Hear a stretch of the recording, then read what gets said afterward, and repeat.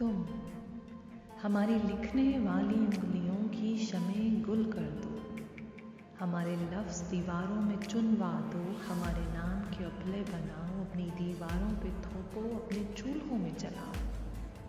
हमारी रूह को धज्जी करो, फिर जिस्म को सूली पे लटकाओ, तुम्हारे बस में है। हम जानते हैं, मानते हैं, सब तुम्हारे बस में है, लेकिन